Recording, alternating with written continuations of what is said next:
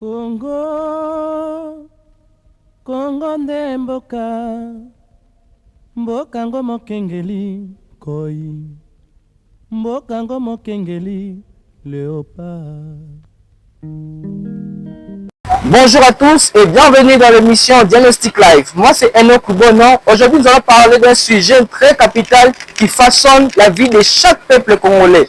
Un sujet qui est primordial, qui est les inondations. J'ai à mes côtés un chercheur en sciences et gestion de l'environnement, M. Gauthier Ngeleka, qui va nous dire en profondeur ce que c'est l'inondation et comment faire pour éviter les inondations. Ce que la ville fait et ce que la ville n'a pas encore fait pour éradiquer ces problèmes. Nous sommes précisément dans la commune de Lemba au quartier Salon au Nord sur l'avenue Oudiabia. Bonjour M. Gauthier. Bonjour cher Enoch. Avant d'entrer dans le vif du sujet, nous allons d'abord demander à Gauthier, expliquez-nous un peu ce que vous êtes devant tout le monde. Oui, je suis M. Gauthier Ngeleka, chercheur en sciences et gestion de l'environnement, fruit de l'université de Kinshasa. Et voilà, tout ce que je suis aussi secrétaire général de la structure Eco-Innova. M. Gauthier, une question nous vient en tête actuellement parce que nous sommes déjà au-dessus d'une inondation dans ces quartiers. Pourquoi Kinshasa s'inonde? Kinshasa s'inonde parce que on peut le décrire comme un phénomène d'engorgement et de débordement. Voilà, dans le sol, les rivières et dans nos quartiers. Selon M. Gauthier, parce que c'est un phénomène déjà très complexe des inondations qui fait en sorte que la pluie ne soit plus, plutôt l'eau de la pluie ne soit plus infiltrée ou soit ruisselée. Donc nous allons demander à M. Gauthier, parce qu'aujourd'hui ce n'est pas la première fois que nous voyons ce genre de phénomène. Il existait déjà des inondations il y a 10 à 20 ans passés. Oui, mais avec ça c'est plus vraiment catastrophique parce qu'il y a déjà la croissance démographique qui explose déjà et puis il y a la crise, la gestion des déchets et tout ça aussi c'est parmi les causes majeures de ces phénomènes sanitaires, catastrophes naturelles qui nous emportent aujourd'hui. Voilà. En tant que chercheur, selon vous, qu'est-ce qui aggrave ces phénomènes des inondations dans la ville de Kinshasa? Bon, dans la ville de Kinshasa, aujourd'hui, on peut dire nous-mêmes, les habitants, nous sommes les tout premiers à nous détruire. Parce que lorsque l'endroit où nous habitons n'est pas vraiment assez vraiment, je peux dire, inhabitable, voilà, et que les gens ne peuvent pas habiter, mais il y a des gens qui sont, bon, les humains qui sont plus petits, ils voient que cet endroit n'est pas vraiment inhabitable, mais ils sont là pour habiter. Et deuxièmement aussi, moi je dis toujours qu'il y a un problème, et ce problème c'est le manque de PGS.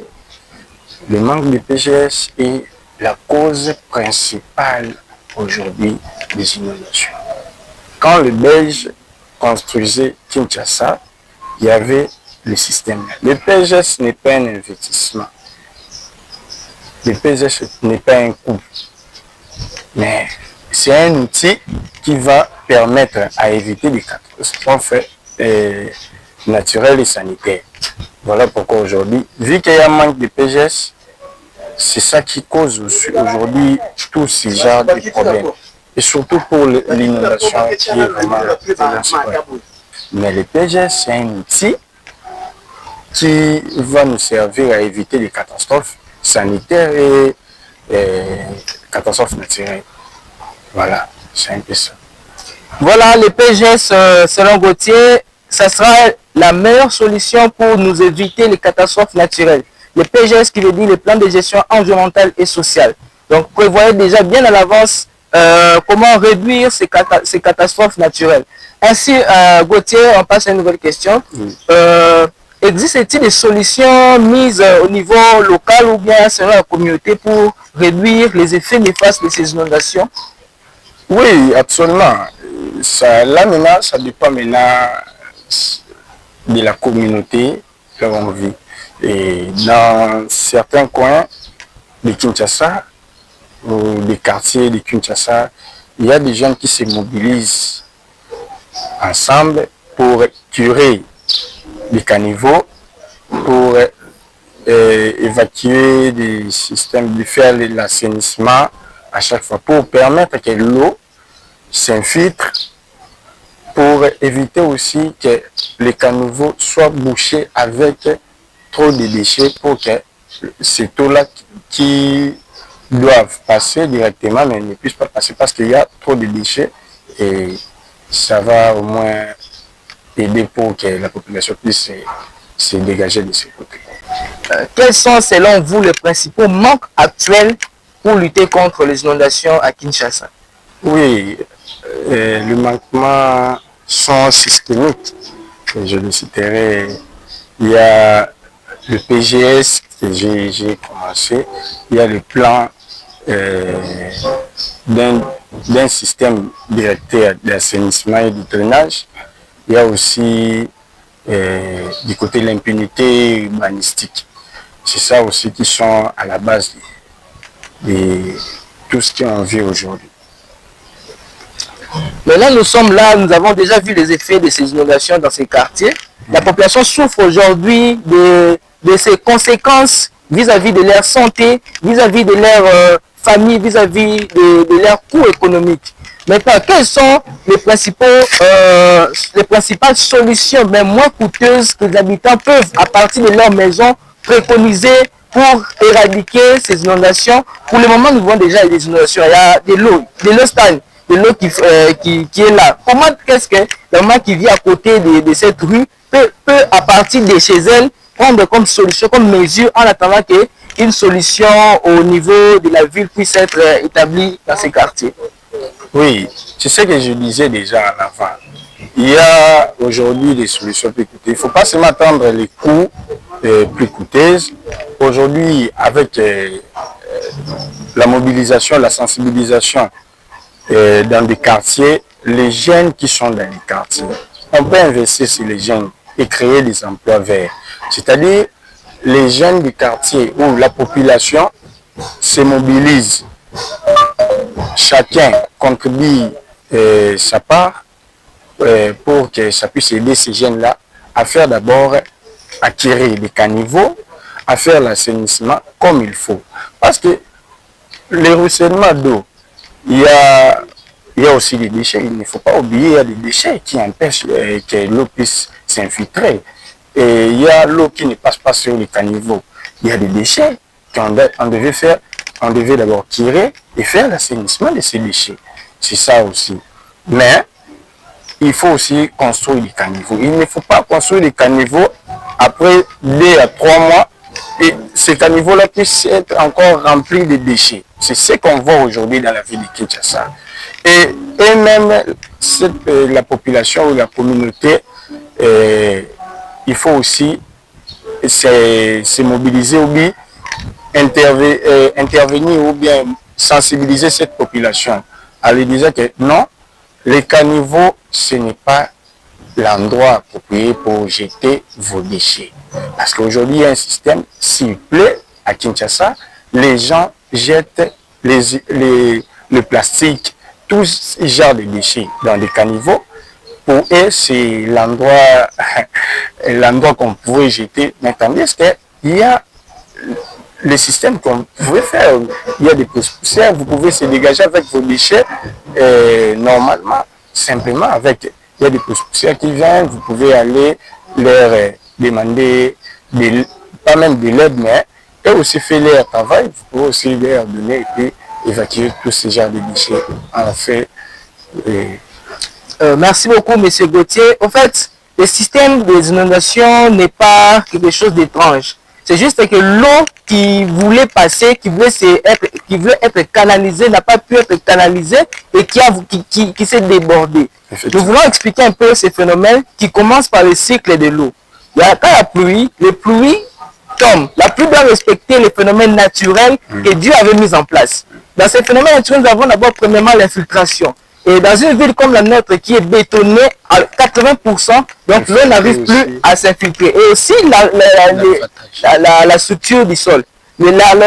Kinshasa est plus recouverte d'argile ainsi que des sables qui empêchent à ce que l'eau puisse se pénétrer. Raison pour laquelle même l'exemple est là. Cette eau a fait plusieurs jours, plusieurs semaines ici. Pourquoi? Parce que la capacité d'infiltration de cette eau l'eau n'arrive plus à s'infiltrer. Et maintenant, M. Gauthier, à l'horizon 2050, je ne sais pas, 2100, comment est-ce que vous voyez les inondations de demain dans la ville de Kinshasa? En tout cas, cher Enoch, si on n'agit pas aujourd'hui, ça sera pire demain. Parce qu'aujourd'hui, déjà, c'est pire. Et si demain, on n'agit pas, ou bien même aujourd'hui, on commence pas à agir aujourd'hui, après, vous dites après 10 ans, mais après 5 ans, l'endroit ici, j'ai au moins côtoyé, ça fait au moins des années. Et si vous revenez ici vous étiez ici en 2017, et vous revenez en 2025. Tout le monde qui était ici en 2017, s'il revient en 2025, et tous seront toujours étonnés.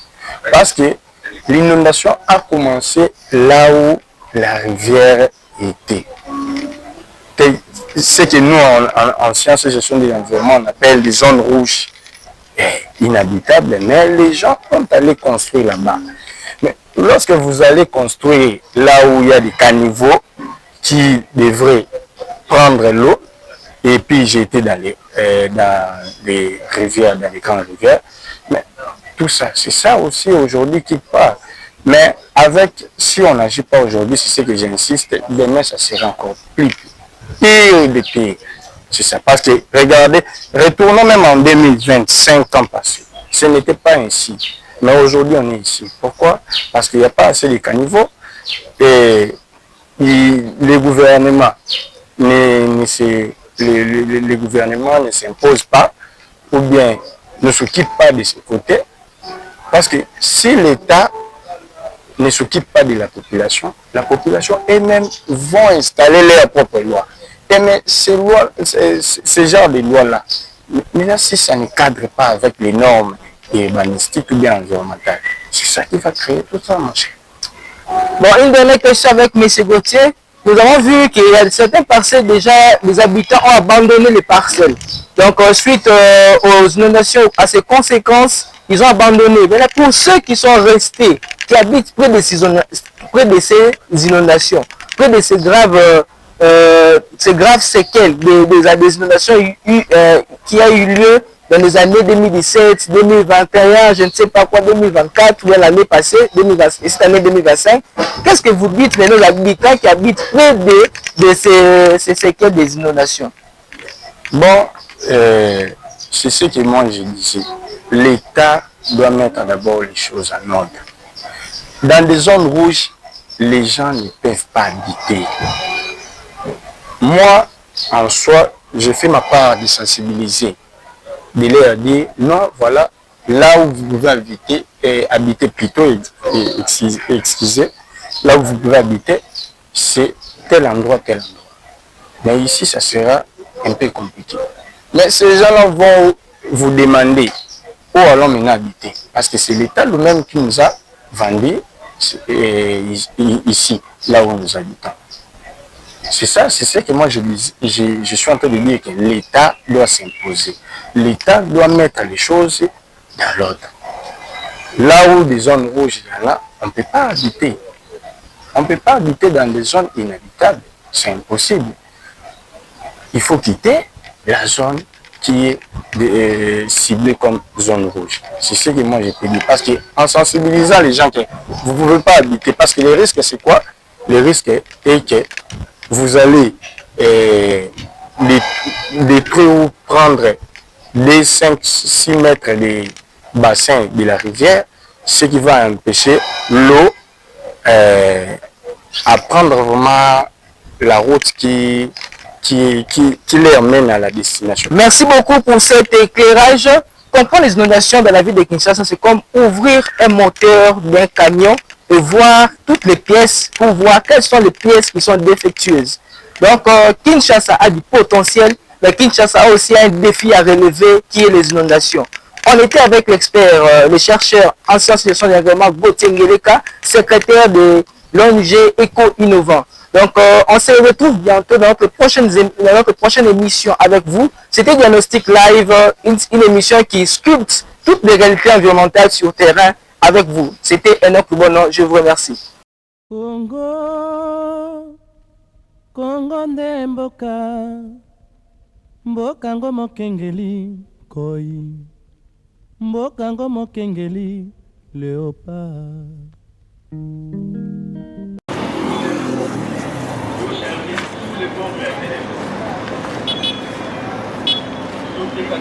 Oui. Bonjour monsieur. Oui, bonjour madame. En tout cas, merci de nous recevoir.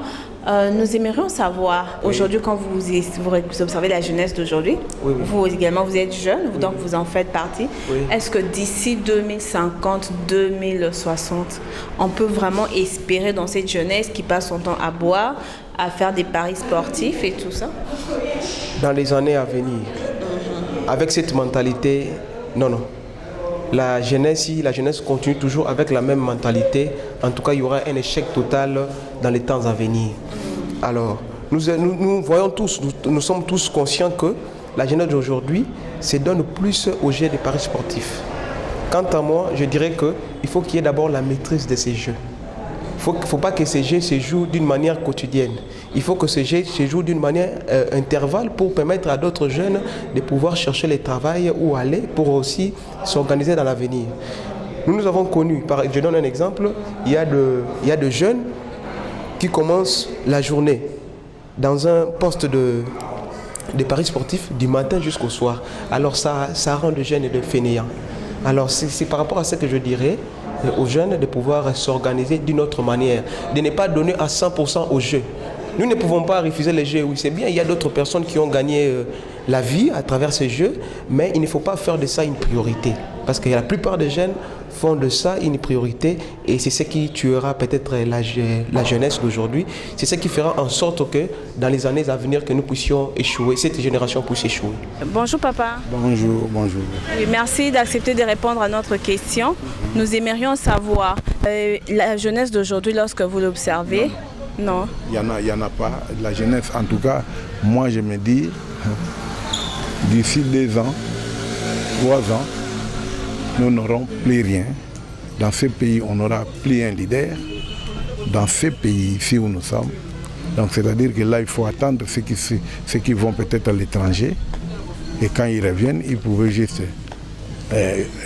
diriger les autres. Mais ces autres ici, on va les diriger, ils n'ont absolument rien. Donc le pays sera vendu. Le pays sera vendu. Nous n'avons pas une jeunesse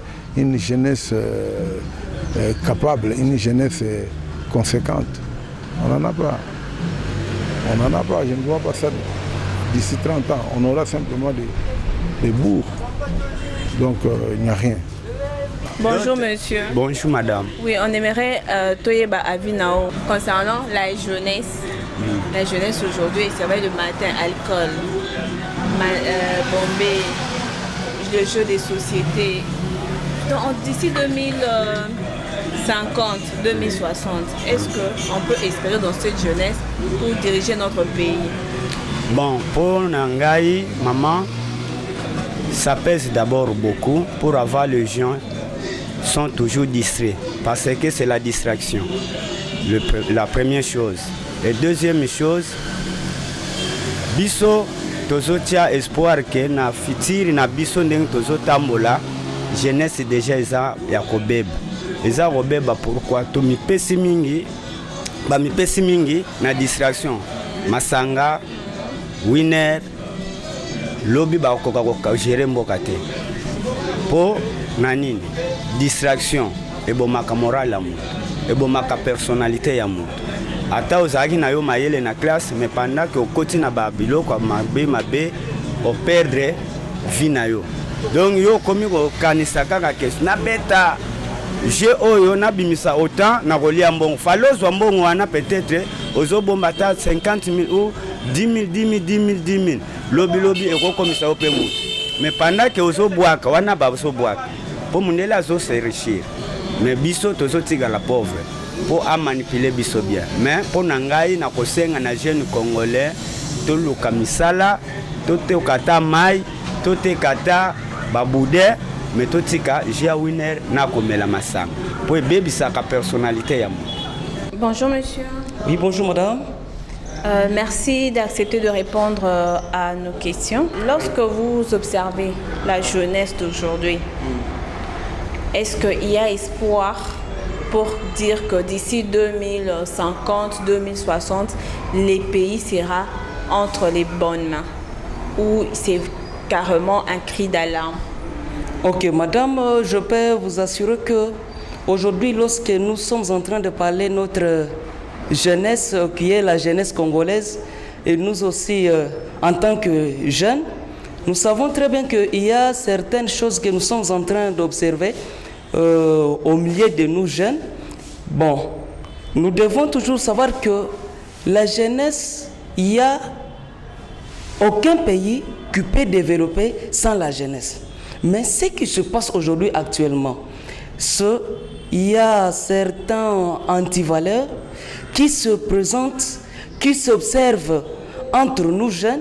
Alors, avec tout ce qui se passe, l'actualité, ce qui se passe, je ne compte pas qu'il y aura un avenir meilleur ou soit ce que nous sommes en train de prétendre. Bonjour Ndeko. Bonjour maman. En tout cas, merci pour nous répondre à la question Nabiso.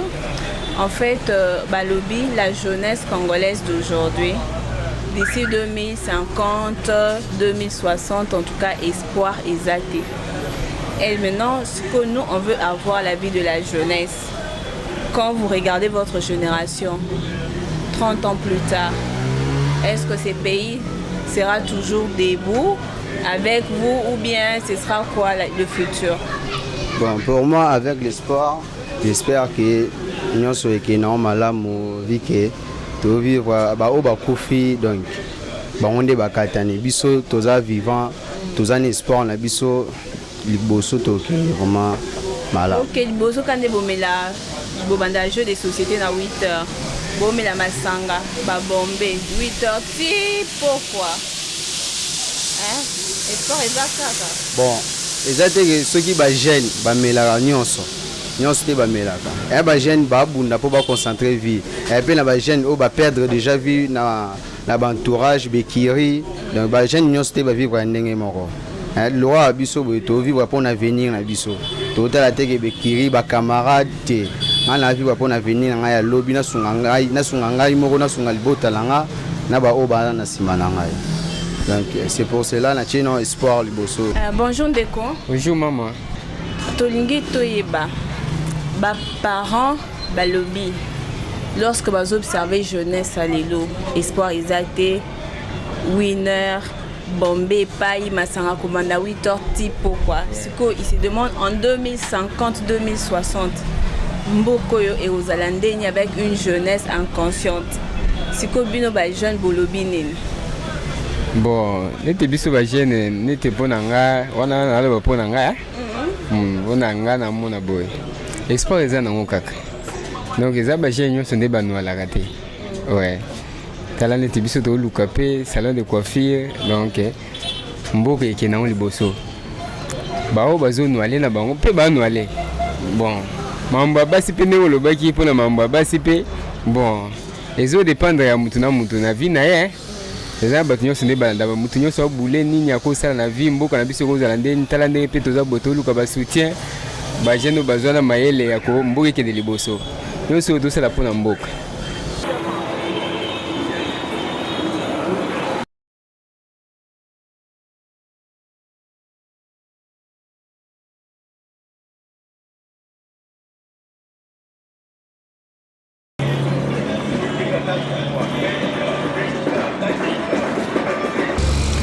Bonjour à tous, bienvenue dans La Rue s'exprime. Allons à la rencontre des Quinois. Bonjour papa. Bonjour ma fille. Nous vous disons merci d'accepter de répondre à notre question. Nous aimerions savoir la dot aujourd'hui comparée au temps de nos grands-parents. Est-ce toujours un symbole ou un business? Oui, j'ai dit ceci. La dot telle qu'elle est définie, c'est un ensemble de biens financiers et matériels que le mari ou les jeunes garçons apportent à sa belle famille, en raison de relations, en raison de l'union qu'il veut faire avec sa nouvelle épouse. Mais on a l'impression aujourd'hui que les familles commencent à exagérer en fixant par exemple la dot à 3 000 à 4 000 $. Pour le bien matériel, on fixe 50, 60 gaziers. Donc ce n'est plus un symbole de l'époque, à l'époque de nos aïeux, de l'époque de nos grands-parents. Ça devient un business. Et cela décourage davantage les jeunes gens qui veulent se marier. Ils n'ont pas les moyens d'amener ces 3 000, ces 4 000. Ils n'ont pas le moyen de réunir 40, 50 gaziers. Ils n'ont pas le moyen de constituer tout ce qu'on demande comme matériel dans la belle famille. Et je vais rajouter en disant ceci, il est temps que le gouvernement congolais prenne les choses en main, en légiférant sur ces domaines, en dotant le pays d'une loi qui pourra au maximum fixer les maximums à ne pas dépasser. Et ça va stimuler les jeunes gens à pouvoir s'aventurer et avoir demain un foyer stable, qui est décourager les jeunes gens qui veulent se marier. Bonjour madame. Bonjour. Merci d'accepter de répondre à notre question. Nous aimerions savoir, la dot aujourd'hui, comparée à l'époque de nos grands-parents, est-ce toujours un symbole ou c'est devenu un commerce? En tout cas, si je peux bien répondre, actuellement, la dot n'est plus un symbole. Ça devient un commerce. Puisque même à l'époque de nos parents, ce n'était pas ainsi. Aujourd'hui, là, quand on écrit facture dot sur le papier et le papa demande, toutes les tantes demandent, la maman demande, les oncles aussi demandent, ça devient plus un symbole. Et c'est très bien intitulé facture dot. On donne la facture quand on achète quelque chose. Et puis, après avoir acheté, on donne la facture pour montrer que vous avez acheté quelque chose. Mais quand on dit la facture dot, c'est pour dire qu'on est en train de vendre la fille. Donc, je ne sais pas. Aujourd'hui, là, la dot n'est plus un symbole. Pour moi, actuellement, c'est devenu un commerce. Bonjour, papa. Bonjour, bonjour. Oui, merci d'accepter de répondre à notre question. Nous aimerions savoir, la dot aujourd'hui, comparée à l'époque de nos grands-parents, est-ce un symbole ou un commerce? Ah bon, tout le monde est en train de courir derrière l'argent. Il y a des papas qui disent qu'avoir une fille à la maison, la fille c'est une marchandise. Donc une marchandise qu'on peut juste vendre. Ils attendent à quelque chose. Mais moi j'ai dit par exemple qu'en tout cas on a exagéré. On a exagéré. Aujourd'hui, on voit même des tantes qui apparaissent dans la liste des dots. Une chose inconcevable, chose qui n'a pas été juste autrefois acceptée. Hein? Et on voit que les choses ont commencé à changer. Donc aujourd'hui, on peut dire que c'est un commerce. Bonjour monsieur. Bonjour madame. Oui, on aimerait toyeba avinao dot alelo comparé à papa Nabiso. Est-ce un symbole toujours ou bien est un commerce? Merci madame na question au Tigotun. Concernant dot, est un commerce. Mais ezali symbole, puisque ça s'écrit même dans la Bible. Il faut que le mariage ezala honoré en toute forme. Mais pour les gens d'aujourd'hui, bazui dot ba commission commerce. Tango aboti mwana na ye amwana nanga oyo aza kitoko atangi bien, c'est que espoir ya para akomi ko adhérer na mwana. Eza mabe. Mais na ndenge Bible lobeli biso eza symbole pona kolakisa na Nzambe ti na mabele ke voilà mwana mwasi tango abotami akoli to mwana mobile esengi azwa occupation to engagement na ye. Akoluka mwasi avandisi ye basala pe foyer na bango lobi Nzambe pe akokota à travers foyer wana.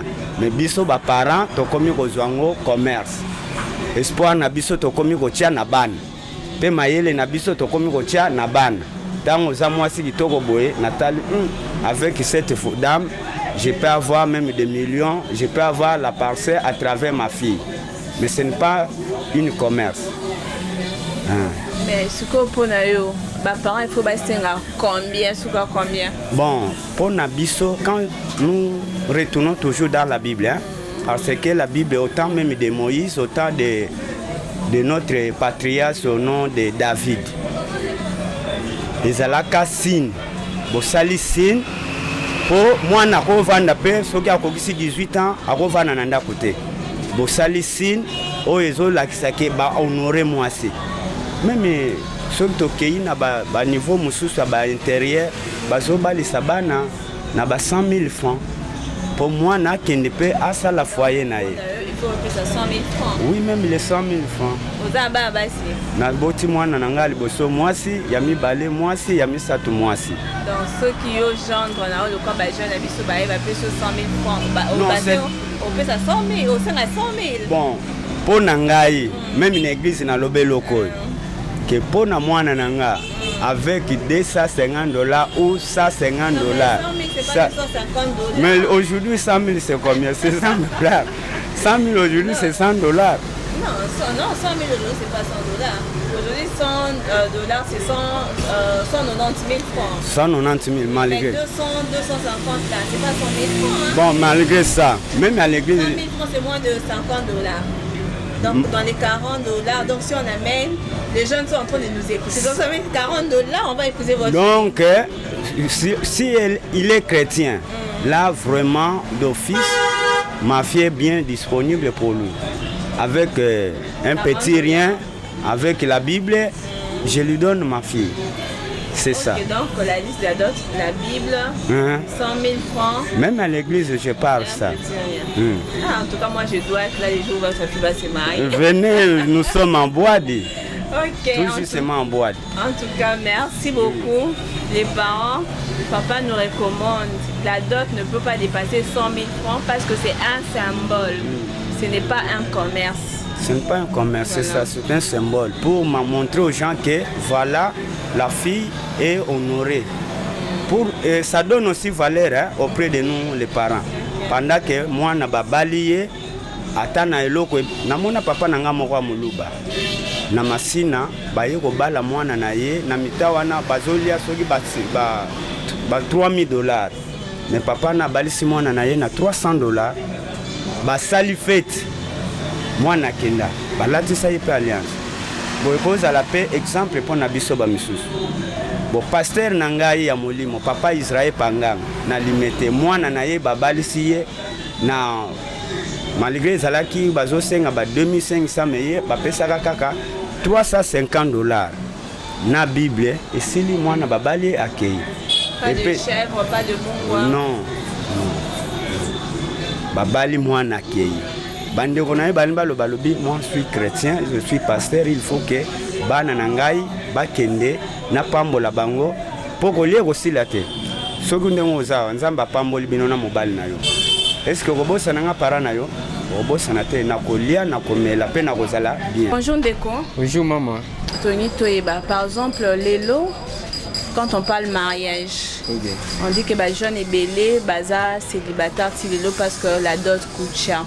Mais est-ce que comparé à la jeunesse à Lelo, notre époque et l'époque il y a Bakoko Nabiso, dot ils ont gardé toujours symbole nango ou bien économie business? Bon, n'était pas un problème, il y a d'autres et ça business. Ouais, parce que ceux total n'était membre taille libala donc ça ni na kolobake nzamba lobi moi si faut longa kuna bango mbali pe alongwa chez bango basa la foyer na bango mais ezatiki kuma iloko mo ya obligatoire donc il faut ka bo pesa bo donc ote kamona na yo te libala za ote kate ezai donc na kolobake mobile na moi si bayokani basali bon mais tout ça la symbole on a de façon que au pesa mo iloko zo moi mtu pamba te non libala mais lelo sikoyo bakomi ko obligé bato il faut payer ba millions c'est comme mbongo ngo ezate ba dollars ozomona basenga mutu il faut payer ba $5,000 ba $3,000 biso ba gente ça nango te ndomona ba ebele ba nini ba célibataire ba tondi ebele na ya basi pe ba tula pona nini pona mbongo ezate. Bonjour Ndeko. Bonjour maman. En tout cas, merci pour nous répondre à la question d'Abisso. tant au total Cambodot comparé à Bako Konabiso. D'autres lelo est toujours symbole ou bien est commerce? Bon, d'autres lelo comme commerce. Bah par exemple comment au Tekabana. Parce que donc tal oh bah parents baboti na biso babalela bango na lelo c'est différent. Déjà que nakolo ba na aide ceux qui d'autres y a lelo comment la combien. Ba jeune belé ba ko balate ba bela ba célibataire ba jeune belé le roi la génération na biso ba anda ko foutre là ba na ba cité. Bata la lobino belé pe ba santé pourquoi bata famille na bango donc so kera bwe mobulo ba bambo ba primo bwe na famille na bino moya aider ezalate donc na tiaka zem to vanda na biso donc pour na parents vraiment ba doser ba comme oteka bana OK libala ya côté comment na té. Bonjour monsieur. Oui, bonjour madame. Merci d'accepter de répondre à nos questions. Oui. Nous aimerions avoir votre avis concernant la dot. La dot actuellement, est-ce toujours un symbole ou c'est devenu un commerce? Ok, merci beaucoup madame. Je voulais juste vous dire qu'aujourd'hui, lorsque nous parlons de la dot, selon nos coutumes, nous savons très bien que la dot c'est un symbole qu'on donne juste entre deux familles pour juste, vous savez, tel que nous sommes dans la vie, on ne peut jamais donner de plusieurs choses comme aujourd'hui. Nous voyons, il y a la dot actuellement, ça devient un commerce, c'est le commerce. Dans tel sens, vous savez, aujourd'hui, si un garçon ou un homme se présente dans une famille pour épouser une femme, et vous allez constater qu'il y a une légende des histoires, de demandes. À deux fois, vous avez, il y a la liste pour la femme et la maman de la femme. Il y a aussi la liste pour le parent, le papa, à côté de papa. C'est-à-dire que si vous observez les deux listes, vous allez constater qu'il y a des sommes exagérées, il y a aussi des choses. C'est-à-dire, pour vous dire, en conclusion, je vous dis que la dot aujourd'hui devient un commerce et ce n'est pas les symboles. Bonjour monsieur. Oui, bonjour madame. En tout cas, merci de nous recevoir. Nous aimerions savoir, la dot aujourd'hui reste toujours un symbole ou c'est devenu un commerce? Bon, ça dépend de familles. Il y a d'autres familles qui ont toujours voulu libérer leurs enfants pour un peu se décharger. Cela aussi est dû à la pauvreté.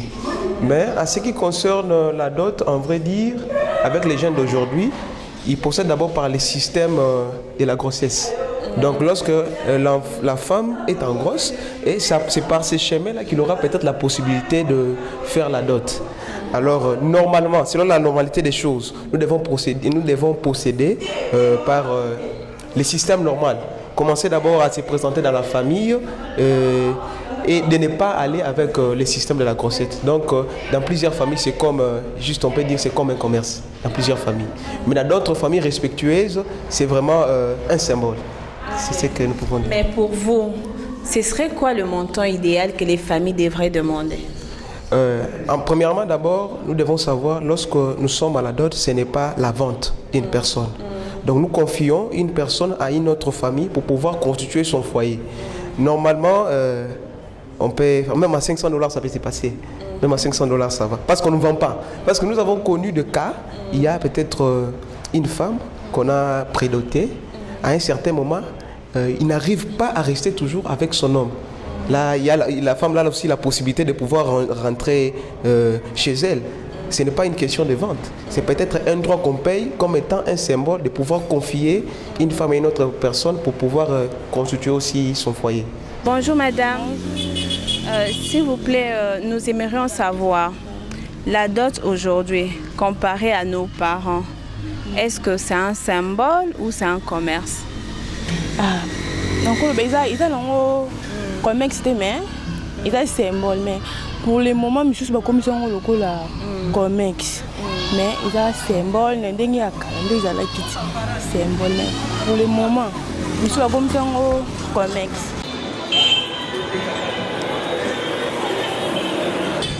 Merci de nous avoir suivis. N'oubliez pas de liker et de partager pour nous encourager. Au revoir.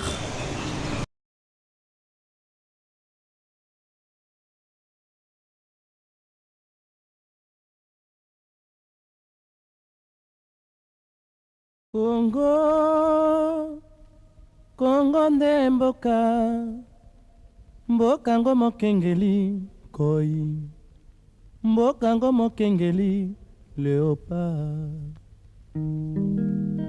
Bonjour et bienvenue à tous, c'est Diagnostic Live, l'émission qui vous plonge au cœur des réalités environnementales.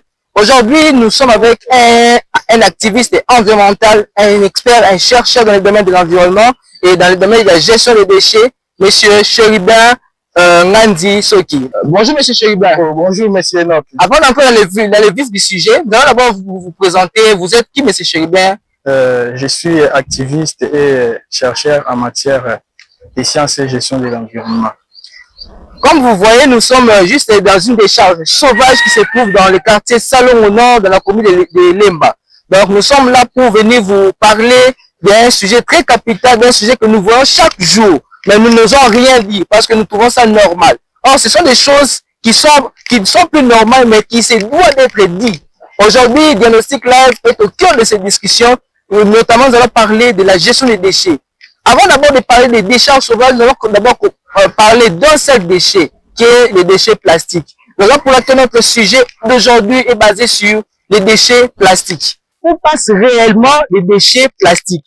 On veut savoir là où les déchets naissent, là où ils vivent et là où ils partent en élimination, là où ils finissent pour être éliminés. Donc, nous allons écouter les versions après nos différentes questions que nous allons aborder avec notre activiste environnemental. Donc, il est là aujourd'hui pour répondre à toutes ces questions.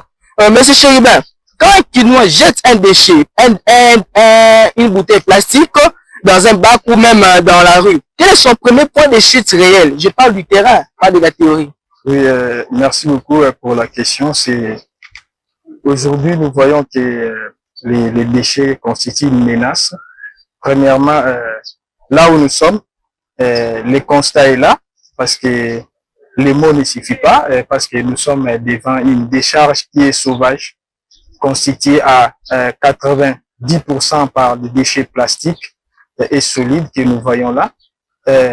La question que vous m'avez posée, les déchets qui sont jetés finissent souvent dans la nature principalement dans les caniveaux, dans des rues, maisons et consorts. Donc, tous ces déchets-là constituent une menace sur la sécurité environnementale, parce que ces déchets-là causent les dégâts, des impacts sur l'urbanisme, sur les inondations, sur les infrastructures. Aujourd'hui, nous voyons que ces déchets-là bloquent et constituent vraiment un problème dans la ville province de Kinshasa. Parce que quand nous nous promenons partout dans des quartiers, vous allez constater qu'il y a toujours la présence de ces fameux poisons qu'on appelle plastiques aujourd'hui, même dans des rivières, dans des foyers, partout.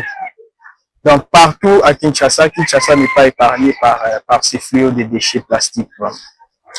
Merci beaucoup, Monsieur Chérubin. En fait, les déchets, c'est quoi? Les déchets, c'est toute chose que l'utilisateur ne trouve plus d'importance. Donc, il s'en libère. Il libère ça comme déchets, ce que nous appelons déchets. Et aujourd'hui, Kinshasa a plus de 17 millions d'habitants et produit par jour l'équivalent de 15 000 tonnes de déchets par jour. Nous allons le voir avec Chérubin, mais entre-temps, nous allons parler des éboueurs. Donc, ceux qui sont censés collecter les déchets plastiques. Nous voyons aujourd'hui la symétrie qu'a cette ville. Dans certains quartiers, nous voyons qu'il y a des éboueurs, de notre quartier, il n'y en a pas. Monsieur Chérubin, comment ces différences influencent le destin d'une simple bouteille? Oui, en vous écoutant parler, vous parlez des éboueurs et l'influence des bouteilles. Aujourd'hui, nous selon les études des FED, Forum économique sur la gestion durable de Kinshasa, qui a été organisé, ils ont mené des études qui ont montré qu'aujourd'hui, 85% des éboueurs, soit des structures et ONG, sont informels sur la question liée à l'assainissement de la ville-province de Kinshasa. Pourquoi? Parce qu'on n'a pas vraiment une politique assise, soit basée sur la décentralisation liée à l'assainissement de la ville. Tous ces structures-là aujourd'hui qui travaillent arrache-pied, jour et nuit sur l'assainissement, soit sur l'élimination des déchets plastiques, ne sont pas, sont des structures informelles. Nous demandons vraiment l'apport des autorités congolaises de se mettre vraiment au travail pour identifier et soutenir toutes ces structures-là, afin qu'ils puissent vraiment pousser et éliminer une grande partie de ces déchets. Merci beaucoup pour votre brillante exposé. La plupart, la majorité des déchets plastiques finissent dans des caniveaux dans la ville de Kinshasa. Mais nous voulons savoir quel impact qu'un déchet puisse finir dans un caniveau qui est bloqué dans un caniveau. Quel est l'impact vis-à-vis de la population environnante? Un simple déchet seulement qui est bloqué. Oui, premièrement, aujourd'hui, nous constatons, soit vous avez vu qu'il pleut beaucoup. Pleuvoir n'est pas synonyme de catastrophes négatives, normalement. Parce que la pluie, c'est quelque chose qui est naturel. Mais nous avons constaté, en arrivant ici, nous avons constaté des inondations. Il y a eu des maisons qui se sont effondrées dans les eaux suite à une mauvaise gestion, soit à une mauvaise canalisation des eaux liée à l'insalubrité. Parce que les caniveaux existent bel et bien, mais il y a un problème sur l'assainissement. Ces bouteilles-là jetées dans des caniveaux bloquent le passage, soit le ruissellement d'eau comme il faut, et cela nécessite, cela provoque les troubles, soit l'eau cherche un moyen pour ruisseler, et du coup l'eau se retrouve dans les chaussées. Donc dans les chaussées, et puis nous trouvons l'eau dans des parcelles, maisons qu'on sort. C'est suite au blocage des passages d'eau par les bouteilles plastiques. Et puis ces bouteilles-là ne bloquent pas que les caniveaux. Ces bouteilles-là causent des situations. Aujourd'hui, une bouteille peut nous causer du tort à travers toute l'étendue de la République, parce que cette bouteille-là peut se retrouver dans les turbines des barrages des Grands Inga aujourd'hui. Ça peut nous couper l'électricité. Vraiment, il y a beaucoup de causes et beaucoup d'impacts que ces bouteilles-là causent, qui peuvent peut-être nuire à beaucoup d'activités sur l'ensemble de la ville-province et l'étendue de la République. Merci beaucoup, M. Chériba. Donc, ce qu'il a voulu plus expliciter ici est que les déchets plastiques sont considérés, dans un caniveau, c'est considéré comme une foule de personnes, une masse dans un couloir trop étroit. Donc, plus de personnes viennent et après que la porte est fermée, nous aurons asphyxie. Raison pour laquelle on a débordement. C'est comme avec les joueurs dans les stades comme les stades des Martyrs. Dès que les stades atteignent le nombre maximal plutôt de personnes qu'elle doit contenir, donc à ce moment on peut en parler de débordement, parce que les gens commencent à venir. C'est ainsi avec les bouteilles. Dès que les bouteilles est bloqué dans un caniveau, d'autres vont s'en suivre et il y aura bouchage de ces caniveaux. Sinon, monsieur Chéribin, selon une étude, selon plusieurs études environnementales, nous voyons qu'une bouteille peut durer jusqu'à 400 ans, c'est ça, non? Oui, oui. Et cette bouteille qui dure plus de 400 ans, quel est son avenir? Nous sommes dans le quartier Salon. D'ailleurs, moi, je vois des bouteilles. Et pour ces habitants qui vivent près de cette décharge, parce que la bouteille ne se dégrade pas. Malgré les conditions climatiques et les conditions d'Afrique, la bouteille elle est là. Donc, quel est l'avenir de cette décharge, de son avis, si personne ne vient s'en débarrasser? Merci beaucoup. C'est vraiment une question qui est très pertinente. En fait, les bouteilles ont une expérience de vie, comme vous venez de le dire, de 400 ans. C'est vraiment difficile qu'une bouteille puisse se dégrader, mais ça se dégrade sous d'autres conditions physico-chimiques. Nous avons la photodégradation. qui est un impact influencé par les rayonnements solaires, qui peut anéantir une bouteille, mais pas totalement, les rendre en macromolécules, mais pas en petites, en micromolécules. Ce qui signifie que cette bouteille-là va se dégrader, mais dans une période vraiment très avancée. Les soleils, soit les rayonnements solaires, vont jouer sur la dégradation de cette bouteille. Et aussi, nous avons les micro-organismes qui ont un grand travail de dégradation. Ça peut leur prendre plus ou moins beaucoup d'années, soit des siècles, pour dégrader une bouteille plastique. Et pour éliminer tous ces bouteilles plastiques-là, définitivement, c'est vraiment, c'est pas impossible, mais il faut juste les recycler avec des moyens vraiment avancés et des technologies développées.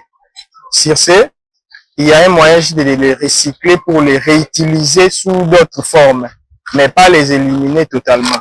Parce qu'aujourd'hui, nous voyons dans des pays très bien industrialisés comme la France, les Pays-Bas, l'Espagne, le Maroc, on recycle les bouteilles en les transformant comme des pavés. Oui, il y a des pavés, il y a aussi les habits qu'on fait avec.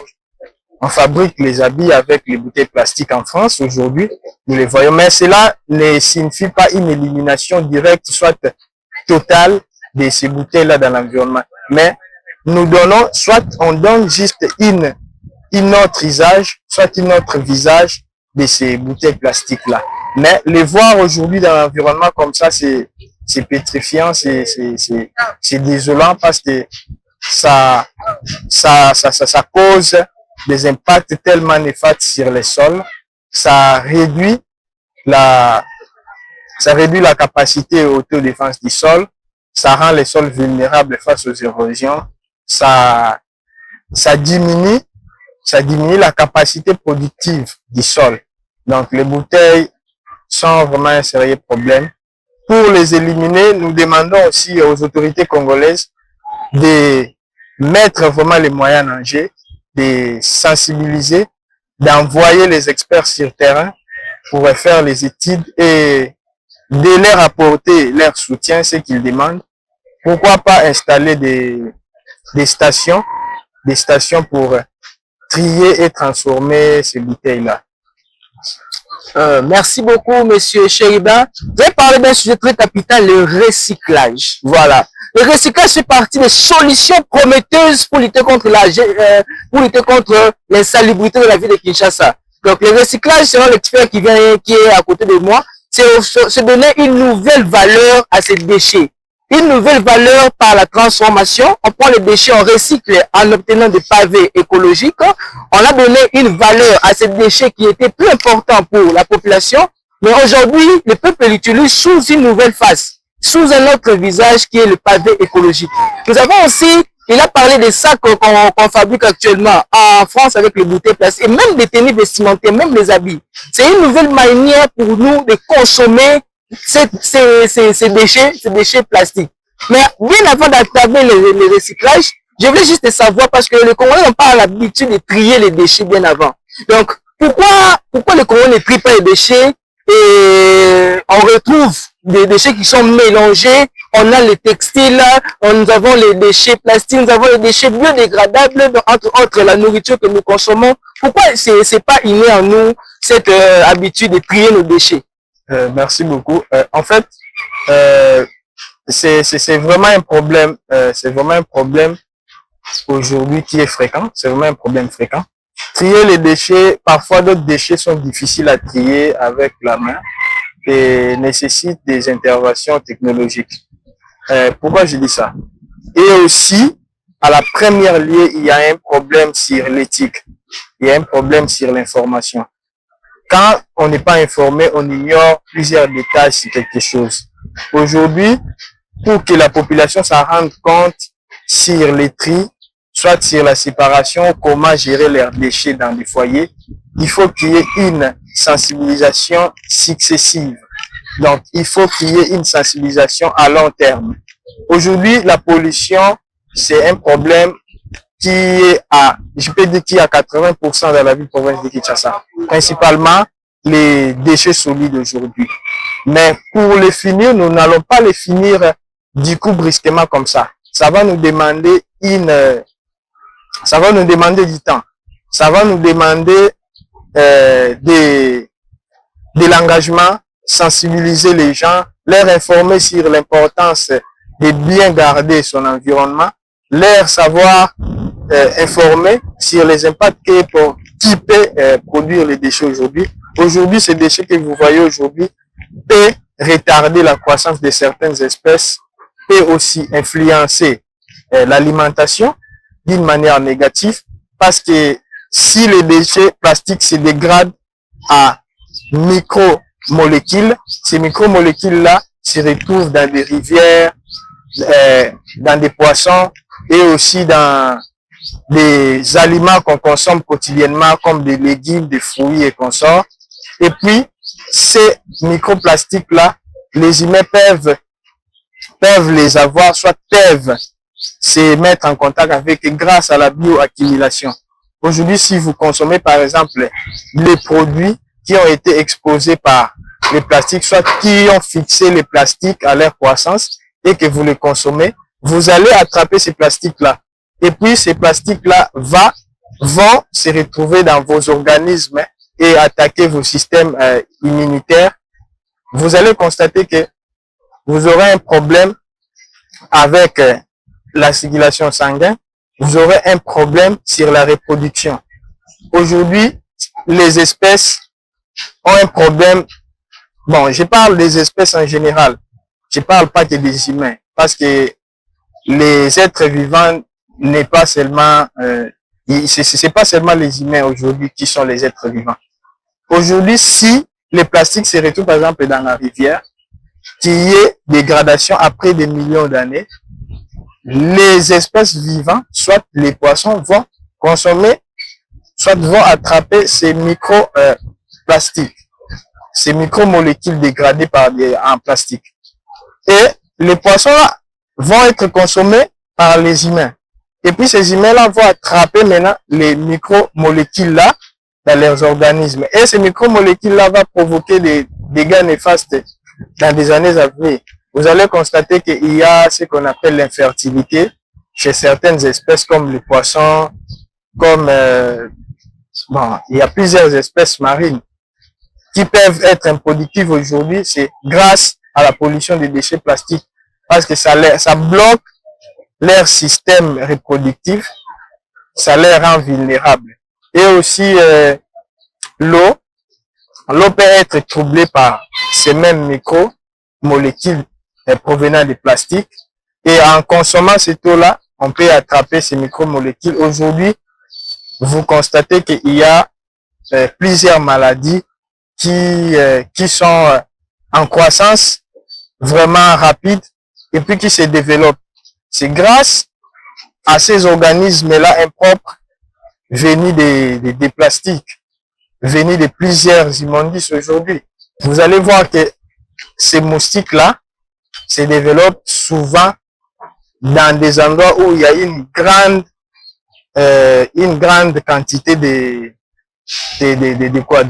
immondices. En fait, nous nous retrouvons devant une montagne de déchets qu'on appelle des déchets sauvages.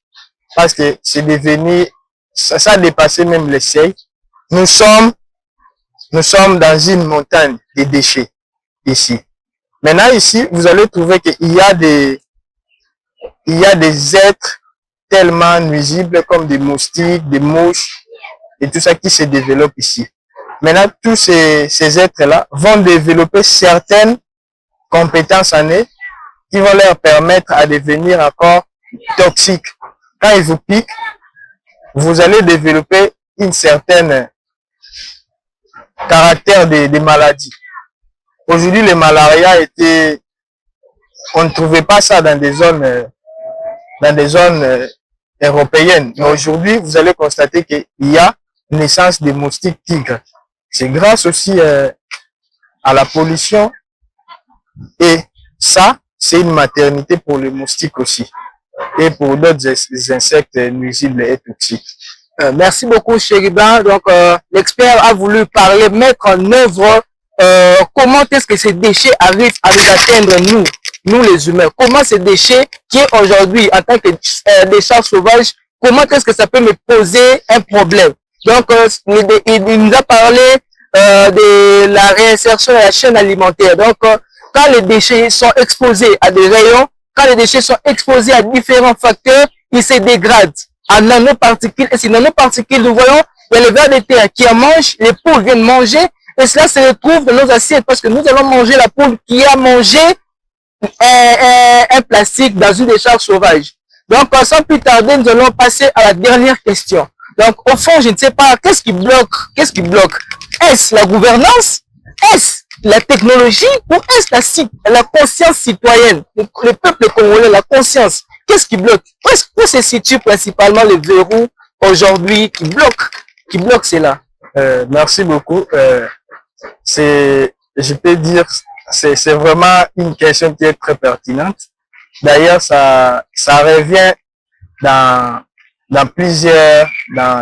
beaucoup de situations. La question que vous venez de me poser, dans des panels, conférences et tout, on pose souvent cette question. Pour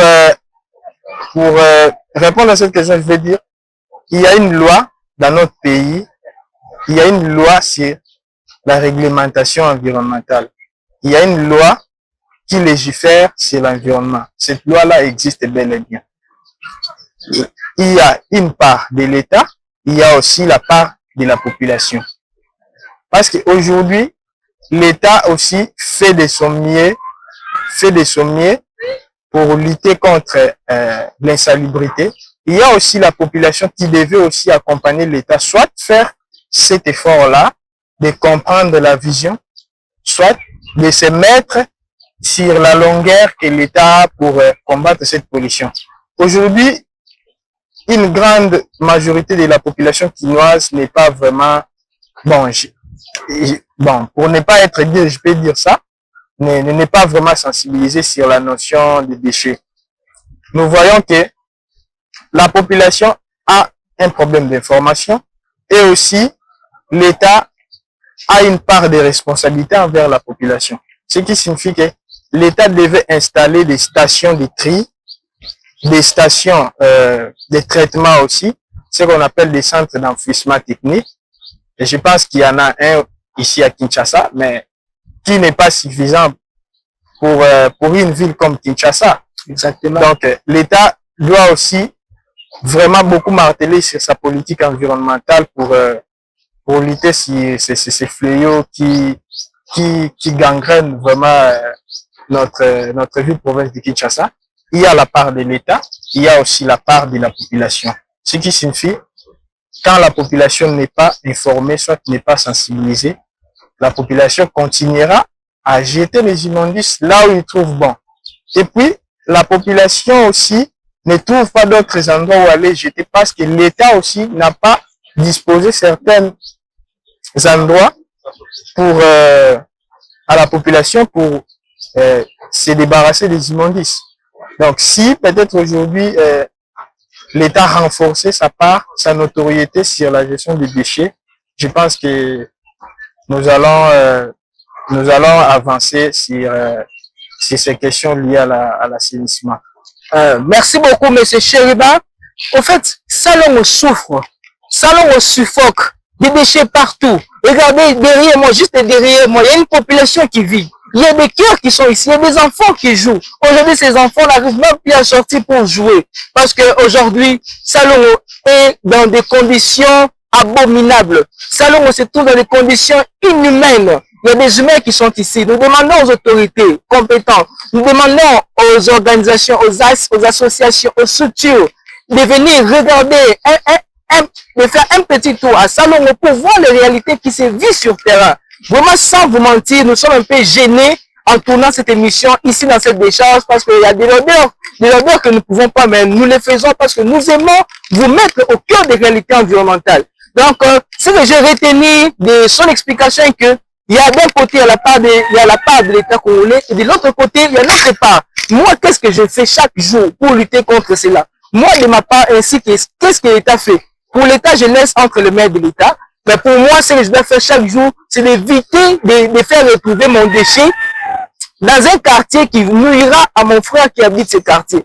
La plupart de ces déchets que nous voyons n'ont pas été jetés ici à Salongo. Non. La plupart de ces déchets que nous voyons derrière moi a été jeté par exemple par quelqu'un qui habite Gombe, par quelqu'un qui habite même le Congo central, pourquoi pas pour ceux de Bandundu. Ça s'est retrouvé ici. Et aujourd'hui, ce sont ceux qui habitent Salongo qui souffrent, qui suffoquent et qui causent des maladies à tout le monde qui est ici. Donc, je vous en supplie de respecter ce geste qui est simple, pourtant écologique, et juste de préserver ta bouteille, de préserver ton sac, ton papier et de le jeter dans un endroit adéquat. Mes très chers téléspectateurs, je vous aime beaucoup. C'était Diagnostic Live au cœur de la réalité environnementale, votre émission préférée. Nous serons là encore avec vous la semaine prochaine. Merci beaucoup. Congo, Congo nde mboka, mboka ngo mokengeli koi, mboka ngo mokengeli léopard.